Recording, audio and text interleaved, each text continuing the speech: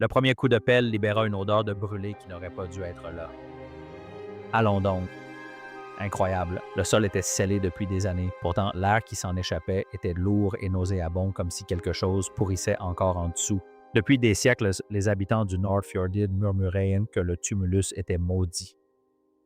Les archéologues s'attendaient à y trouver un trésor viking. Au lieu de cela, ils ont mis au jour quelque chose qui, dès le premier regard, leur a paru inquiétant. C'est comme si ces gens avaient été massacrés. Les restes mortels reposent ensemble et c'est dans la mort. Nous avons retrouvé des corps complets, à l'exception des têtes. Bien sûr, il ne s'agissait pas d'un navire funéraire honorant les morts. C'était un lieu construit pour les effacer. Et les secrets qu'il renferme sont pires que tout ce que l'on peut imaginer. Sous le tumulus, une sépulture viking trop imposante pour être ignorée. Pendant plus de 1000 ans, un immense tumulus s'est dressé à Nordfjordir en Norvège.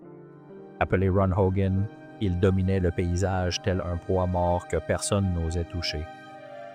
Haut de plus de 9 mètres et large d'une trentaine, il écrasait des tombes voisines. En dessous reposait le navire Michelobuste et un homme à son bord, que les habitants croyaient si dangereux qu'il avait fallu accumuler une épaisse couche de terre pour le maintenir enfoui. Sa taille imposante le rendait impossible à ignorer, mais personne n'osait creuser. Pire encore, d'autres tombes vikings avaient été profanées, pillées et saccagées pour en extraire tout objet de valeur. Mais celui-ci resta scellé, non par oubli, mais par crainte. On disait qu'il était maudit. Les villageois avertissaient que quiconque s'approchait trop près entendait des bruits souterrains, comme du bois qui craque sous la pression et du fer qui se torde. Les fermiers affirmaient que leurs animaux refusaient de s'en approcher. Par les nuits froides, on voyait de la fumée s'échapper du sommet du monticule. Bien qu'il n'y eût pas de feu, l'air était imprégné d'une odeur âcre et lourde, comme si quelque chose avait été cuit vivant. Les parents disaient à leurs enfants de rester à l'écart. On racontait qu'un garçon avait escaladé le monticule et était rentré chez lui tremblant et pâle. Il s'était mis à vomir. Ses cheveux avaient commencé à tomber. Sa peau devint froide. Quelques semaines plus tard, il mourut. Personne ne sut ce qui s'était passé. Aucune blessure, aucune maladie. Son corps s'était simplement éteint. Après cela, les avertissements devinrent des règles. Personne ne monta sur le monticule. Personne ne travaillait à proximité. On laissait le tumulus en état car on croyait au fond de soi que les cendres enfouies n'étaient pas encore consumées. Au 19e siècle, les avertissements cessèrent d'être entendus, les archéologues y recherchaient des épaves vikings et les chasseurs de trésors flairaient le profit. Le tumulus était devenu trop imposant pour être ignoré. En 1874, Anders Lurange, officier de marine et archéologue norvégien, arriva avec des pelles et une équipe. Lurange fut l'un des pionniers de l'archéologie scientifique en Norvège, reconnu pour son intérêt pour les sites funéraires vikings et les artefacts nordiques. Faute de l'intérêt croissant des Norvégiens pour le passé viking, ils pensaient que le tumulus pouvait receler une sépulture navale semblable aux célèbres découvertes de Gstad et d'Osberg. Ils s'attendaient à trouver sous terre un navire parfaitement conservé, chargé d'objets funéraires et de restes de guerriers, mais dès qu'ils ouvrirent la tranchée, ils restèrent bouche bée. Ils comprirent immédiatement que quelque chose clochait. La terre était noire et la chaleur y persistait. Une odeur de bois et de métal brûlé s'en dégageait. Lurange réalisa aussitôt qu'il ne s'agissait pas d'une sépulture. C'était un spectacle de destruction totale. Le navire n'avait pas été enterré avec soin, il avait été réduit en cendres. Ce qu'ils ont trouvé n'était pas un navire, c'était une épave funéraire. Alors que Anders Lurange et son équipe continuaient de creuser, ils ont mis au jour une couche de bois brûlé mêlée à des débris de fer. Les signes de destruction étaient indéniables. D'épaisses couches de charbon de bois témoignaient d'un violent incendie qui avait ravagé les lieux, probablement pendant des heures. Plus de 700 rivets en fer jonchaient le sol du tumulus, preuve manifeste qu'un grand navire y avait jadis été enfoui. Mais quelque chose clochait. Les rivets s'étaient éparpillés sans ordre. On ne distinguait aucune forme de bateau, ni quille, ni planches, ni coque. Le navire ne s'était pas décomposé au fil des siècles.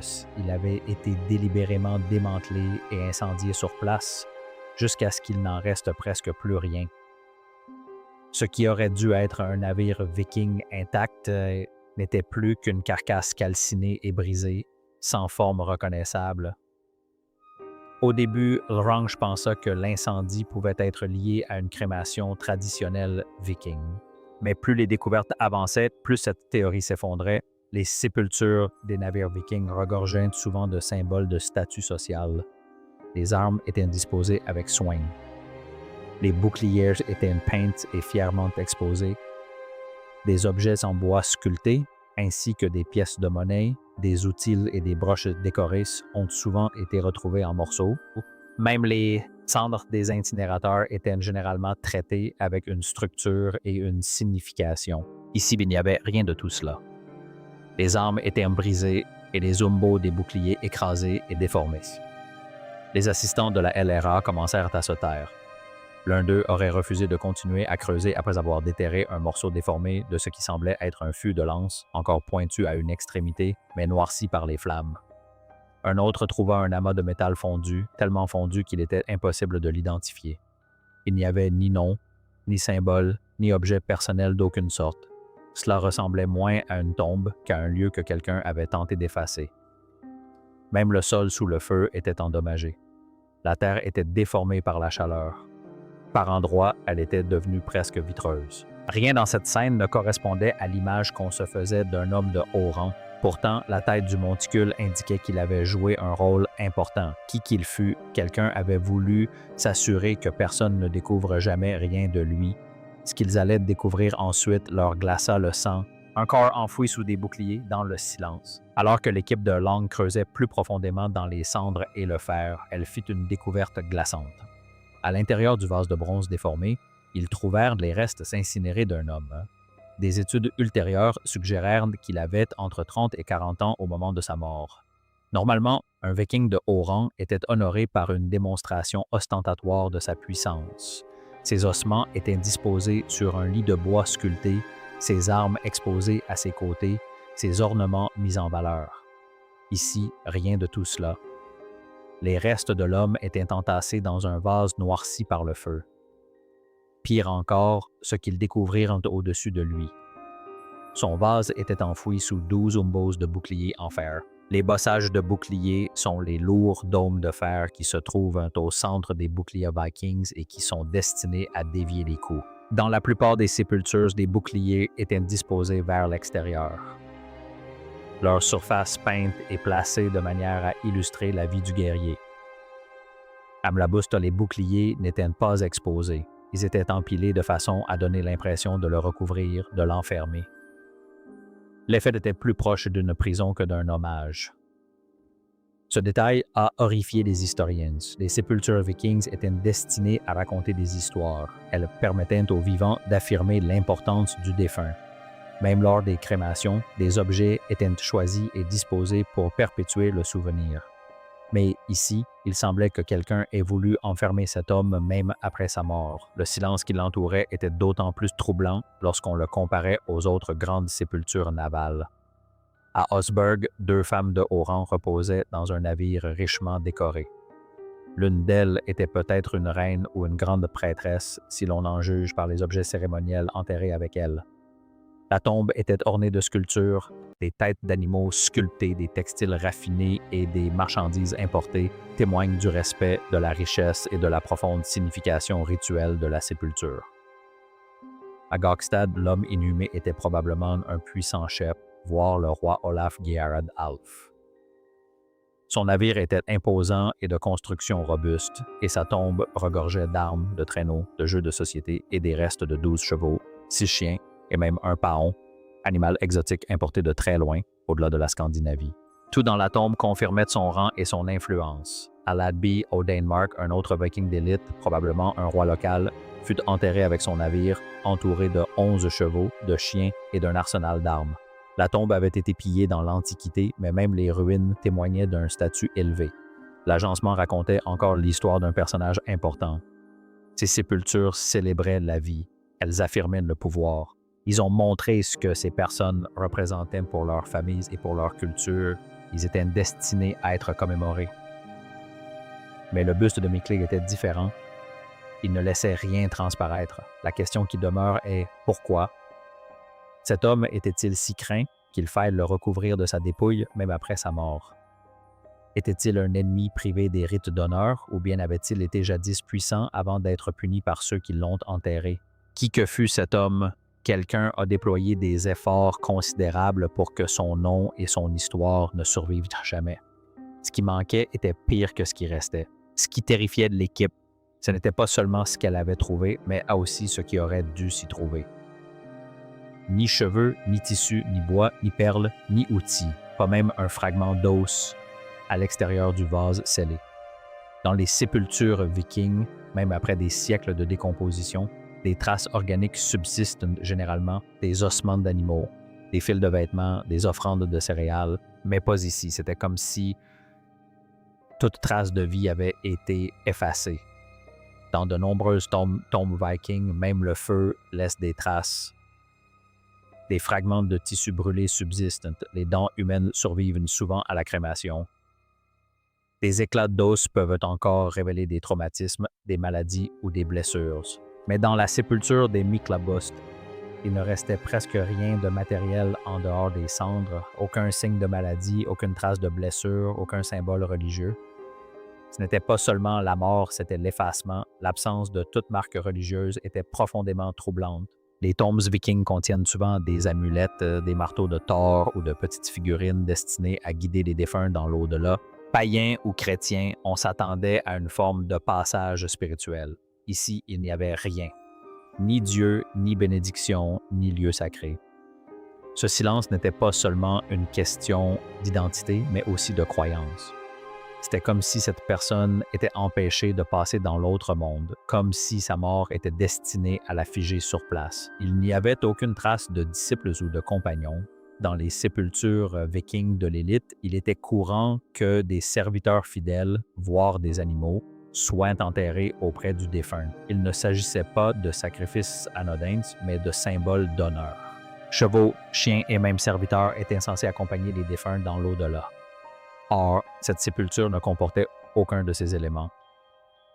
L'équipe de l'Orange était convaincue que cet homme, quel qu'il soit, avait été enterré seul, sans personne ni aucun vestige pour perpétuer son souvenir. Même la terre ne présentait aucune trace. Plus de 300 rivettes furent retrouvés, mais éparpillés et fondus. Impossible de reconstituer la forme d'une seule planche. Impossible de tracer le contour du navire. C'était comme si l'incendie n'avait pas seulement brisé la coque, mais l'avait liquéfiée et dispersée à travers le temps. Malgré ces découvertes troublantes, l'équipe de l'Orange devait composer avec les limitations techniques du 19e siècle. Leur documentation, bien que méticuleuse pour l'époque, manquait de la précision qu'exige l'archéologie moderne. Il n'y avait ni relevé stratigraphique, ni analyse de résidus, ni datation au carbon 14. Pire encore, l'équipe n'avait aucun moyen de détecter des couches plus profondes ou des structures cachées sans creuser à la main. Après plusieurs semaines de fouilles, le chantier a été interrompu. L'Orange, convaincu d'avoir atteint la profondeur maximale de la sépulture, emballa les matériaux et les envoya au musée de Bergen. Le site fut remblayé et le tumulus laissé à la végétation. Pourtant, avec le recul, les fouilles de l'Ange ont laissé des lacunes importantes. Personne ne connaissait la taille réelle du navire. Les dimensions exactes de la coque, la présence d'une chambre funéraire ou d'éventuelles structures rituelles à proximité n'ont jamais été confirmées. Des rivets ont été trouvés dans des orientations inhabituelles, suggérant que le navire aurait pu avoir plusieurs ponts ou avoir subi des perturbations après la crémation, mais cette piste n'a jamais été explorée.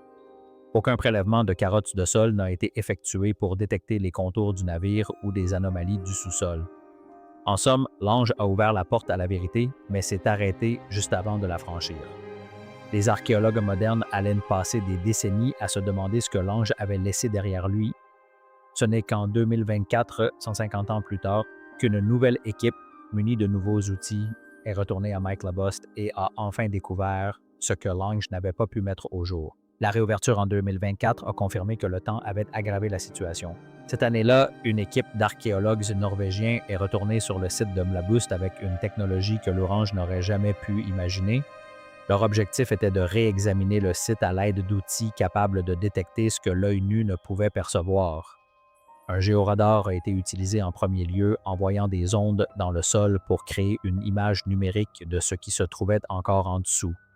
Les scans ont révélé des vides, des couches effondrées et des zones où la chaleur avait déformé le sol lui-même. Ces images ont confirmé que le tumulus était encore plus endommagé que Loren ne le soupçonnait. Les archéologues ont ensuite procédé à une cartographie 3D et à un scan laser, enregistrant chaque contour de la tranchée laissée par l'Orange. Ils ont fait appel à des spécialistes des sols pour analyser des traces chimiques susceptibles d'indiquer la présence d'éléments autrefois présents mais disparus depuis longtemps. Par exemple, des taux élevés de phosphate dans le sol suggèrent souvent la présence de matières organiques décomposées, telles que des offrandes alimentaires ou des restes d'animaux dans le tumulus de Melabust. Ces analyses ont révélé des poches éparses que l'équipe de Lorraine n'avait jamais atteintes. Les fouilles dans ces zones ont permis de nouvelles découvertes. Plus de Sixth Sense rivets supplémentaires ont été mis au jour. Soigneusement récupérés, des centaines d'autres, dont beaucoup étaient si fortement corrodés qu'ils s'effritaient au contact, ont été retrouvés. Une petite bague en bronze, déformée au point d'être méconnaissable, a également été découverte, mais le plus troublant fut sans doute la présence d'ossements d'animaux calcinés, première preuve directe que des créatures avaient été sacrifiées lors des funérailles. Pourquoi l'Orange ne les avait-il pas trouvées? La réponse était simple. Son équipe s'était arrêtée à la fosse crématoire centrale sans jamais examiner les couches périphériques du tumulus. Sans analyse de sol moderne ni sondage en profondeur, il leur était impossible de savoir où creuser. Les ossements gisaient juste hors de leur portée, scellés dans des cendres compactées depuis plus d'un siècle, mais cette découverte n'apportait que peu de réconfort. Les restes d'animaux étaient fortement brûlés, ne permettant aucune indication claire sur l'espèce ou le nombre. Certains fragments pouvaient appartenir à des chevaux, souvent abattus lors des sépultures vikings de l'élite, mais l'état de destruction rendait toute certitude impossible. L'incendie avait effacé tout contexte. Ces animaux étaient peut-être des compagnons destinés à guider le défunt dans l'au-delà. Ou bien ils ont peut-être été brûlés non pas en signe d'honneur, mais dans le cadre d'une purification rituelle visant à effacer tout lien avec l'homme. Les preuves étaient trop incomplètes pour trancher. L'équipe de 2024 a consigné chaque découverte avec des instruments de précision. L'imagerie à haute résolution a permis de capturer des objets avant leur effondrement. Des reconstructions numériques ont tenté de replacer les rivets selon des schémas possibles, mais la silhouette du navire est restée indéchiffrable. Les parois de cendres de la tranchée de l'Orange se sont effondrées davantage sous la pression. Chaque manipulation risquait d'effacer davantage ce qui restait. Finalement, les archéologues ont confirmé que le tumulus était irrémédiablement dégradé. Leurs découvertes n'ont pas permis de reconstituer l'histoire, mais ont seulement creusé le vide. Mais alors que les recherches semblaient vaines, un des ouvriers effleura une petite bouteille en verre scellé dans la terre. À l'intérieur se trouvait un objet laissé par l'or, un message resté enfoui pendant 150 ans, une bouteille en verre sous les cendres et la lettre qu'elle contenait. Dans la bouteille en verre se trouvaient 3 objets, une carte de visite au nom et au titre d'Anders Luran, quelques pièces de monnaie de 1874 et une feuille de papier pliée, écrite de sa main. Le papier était fragile, mais les spécialistes de la conservation l'ont suffisamment consolidé pour qu'il soit lisible. Il ne s'agissait pas d'un rapport officiel, mais d'une note privée rédigée sur un ton qui a surpris l'équipe. Luran y décrivait son travail dans le tumulus, mais confessait sa crainte que la tombe ne soit déjà irrémédiablement détruite. Il reconnaissait que l'incendie avait effacé presque toute trace de la sépulture et prévenait que ce qui restait ne survivrait pas à un siècle de plus. Il écrivait que le tumulus semblait maudit et voué à engloutir son contenu, que le fer et même la terre lui paraissaient instables d'une manière qu'il n'avait jamais vue auparavant. Ce message visait moins à documenter les artefacts qu'à laisser la preuve de sa présence avant que tout ne disparaisse. Ce qui a le plus frappé les archéologues, c'est le poids émotionnel de ses paroles. Loren a décrit ses nuits blanches pendant les fouilles et le sentiment que le lieu lui résistait. Il a confié sans embâche craindre que les générations futures ne trouvent ici que le vide. Sa frustration était palpable. Il voulait savoir qui avait été enterré dans l'épave, pourquoi tant de choses avaient été détruites et pourquoi aucune identité n'avait été retrouvée. Il a admis que cette question sans réponse l'avait profondément troublé, plus que toutes les fouilles auxquelles il avait participé. Pour l'équipe de 2024, il s'agissait de bien plus qu'une simple curiosité historique. C'était un message personnel, une capsule temporelle laissée par un homme conscient de son incapacité à protéger l'histoire qu'il était en train de révéler. En tenant la bouteille, l'équipe a compris que l'enquête ne pouvait se limiter à la simple documentation de la décomposition. Si Loren avait eu tant de mal à identifier les morts, il leur fallait reprendre là où ils s'étaient arrêtés. À partir de chaque fragment, de chaque document et de chaque comparaison avec d'autres sépultures vikings, ils allaient commencer à reconstituer le puzzle. Qui avait péri ici, qui avait été enterré ici, et pourquoi son identité avait-elle été effacée. Lorsque les archéologues eurent terminé de comparer les archives de l'Orange avec les nouvelles découvertes de 2024, un nom s'imposa. Nombreux sont ceux qui pensent désormais que l'homme enterré Amlabust était le roi Adjorn de Ferda. Il régna sur l'ouest de la Norvège au 9e siècle et devint l'un des plus redoutables adversaires d'Harold à la belle chevelure. Ce chef de guerre est resté dans les mémoires comme le premier roi d'une Norvège unifiée. L'histoire de son ascension et de sa chute confère une dimension troublante aux rites funéraires. Les sagas rappellent d'Adjorn comme un roi régional obstiné qui refusa de se soumettre à la soif de pouvoir d'Harold à la belle chevelure.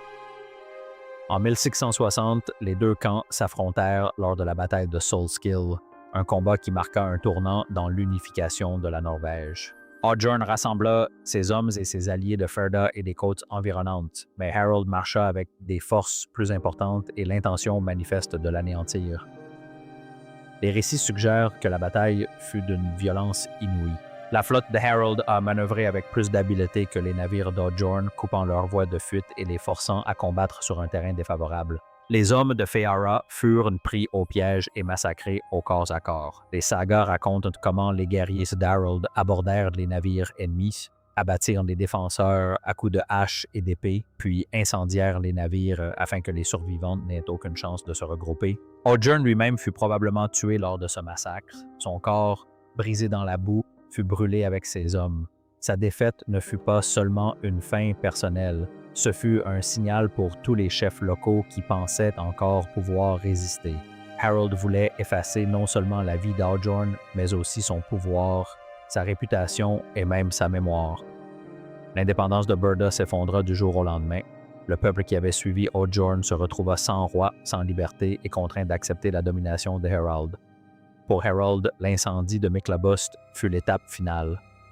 Un roi qui lui résisterait ne serait pas honoré après sa mort. Il serait anéanti si complètement que l'histoire elle-même hésiterait à se souvenir de lui. La question de savoir pourquoi Adjorn fut placé sur le navire Mabus reste sans réponse définitive, mais ses dimensions suggèrent qu'il appartenait à un personnage d'une puissance immense et... Long de plus de 30 mètres, un tel navire aurait nécessité des ressources extraordinaires pour sa construction. Seul un souverain ayant autorité sur les terres, les forêts et les artisans auraient pu le commander. Certains historiens pensent qu'il pourrait s'agir du vaisseau amiral d'Adbjörn, le navire principal de la flotte de Ferda. Bien que cela ne puisse être prouvé, si tel est le cas, sa destruction était d'autant plus délibérée. S'emparer du bien le plus précieux d'un roi et le brûler sur sa dépouille n'était pas seulement un rite funéraire, mais une véritable humiliation. C'était une manière de s'assurer que sa richesse et sa puissance ne lui survivraient pas, qu'il s'agisse de son propre navire ou d'un navire réquisitionné pour ses funérailles, le message restait le même. Ses ennemis lui avaient accordé la splendeur du bâtiment pour ensuite le lui dépouiller par le feu, ne laissant derrière eux que des fragments et des cendres. Si ce tumulus abritait bien la dépouille d'Adbjörn, alors son enterrement était un châtiment. Un chef qui avait combattu l'unification pouvait se voir accorder des droits funéraires du seul fait de son rang. Mais ces droits furent pervertis en acte de destruction. En incendiant le navire jusqu'à ce qu'il soit impossible de le reconstruire, ils le privèrent du prestige éternel qu'impliquaient des sépultures dignes de ce nom en le dépouillant de son nom, de ses symboles et de son identité. Ils s'assurèrent ainsi que les générations futures ne se souviendraient pas de lui comme d'un roi, mais comme de cendres. La découverte du vase de bronze contenant sa dépouille renforce cette théorie. Ce vase était étranger, probablement celtique, suggérant des liens au-delà de la Norvège. Ce détail est important. Des alliances étrangères auraient pu rendre Hobjon dangereux aux yeux d'Harold. S'il avait reçu du soutien, des armes ou une reconnaissance de l'extérieur de la Scandinavie, cela l'aurait désigné comme bien plus qu'un simple rival local.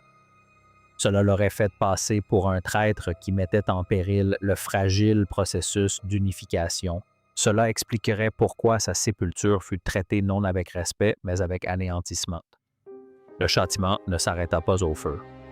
Les boucliers recouvrant le reliquaire pourraient avoir constitué une prison symbolique, un moyen d'emprisonner son esprit et de le priver de l'honneur de l'au-delà. Si ces boucliers étaient destinés à le contenir, alors Mlabuste fut conçu pour le détruire 2 fois. L'équipe de 2024 a décrit cette découverte comme l'un des moments les plus troublants de leurs travaux. Ils étaient venus chercher des artefacts et ont trouvé à la place l'inscription d'une exécution politique gravée dans la terre. Aujourd'hui, en rassemblant les preuves, les archéologues modernes voient en Mlabuste une tombe qui témoigne d'une vengeance. Pendant 1000 ans, le tumulus est resté scellé, son contenu dissimulé. Mais en le découvrant, Lorang et l'équipe moderne ont réintégré le nom d'Hobjon dans l'histoire. Ce qui était censé être effacé est désormais de retour. Et avec lui, la vérité dérangeante que la naissance de la Norvège en tant que royaume s'est forgée dans le feu et le silence. La tombe qui a refusé de se taire. Le tumulus de Mycalobust soulève une question plus profonde que n'importe quel artefact. Si un roi a pu être brûlé, caché et dépouillé de son identité, combien d'autres ont été effacés sans laisser de traces? L'archéologie dépend de ce qui subsiste. Or, ici, la survie était précisément ce qui était nié. Chaque décision prise lors de cette sépulture, le feu, les boucliers et le silence, visait à anéantir l'histoire elle-même. Les fouilles de 2024 ont révélé que même le temple semblait obéir à cet ordre. Des objets qui auraient dû traverser les millénaires se sont réduits en poussière. Bois, tissus, os et métal sont restés muets. C'était comme si le site avait été conçu pour se décomposer plus vite, pour ne rien laisser aux générations futures. Ce qui subsistait n'était pas la mémoire, mais un avertissement. Pour les archéologues, le tumulus devint moins une source de réponse qu'un miroir. Ils furent contraints de constater la fragilité du passé et la part qui a pu être délibérément effacée. Mycalobust est terrifiant, non seulement par le sort réservé à un homme, mais aussi par la possibilité que l'histoire elle-même soit jalonnée de tombes similaires, silencieuses et en suspens, construites pour être effacées. Le pouvoir obsédant du tumulus réside dans cette incertitude. Cela ne nous dit pas avec certitude qui était cet homme, ni pourquoi son destin fut scellé par les flammes. Cela nous révèle quelque chose de bien pire.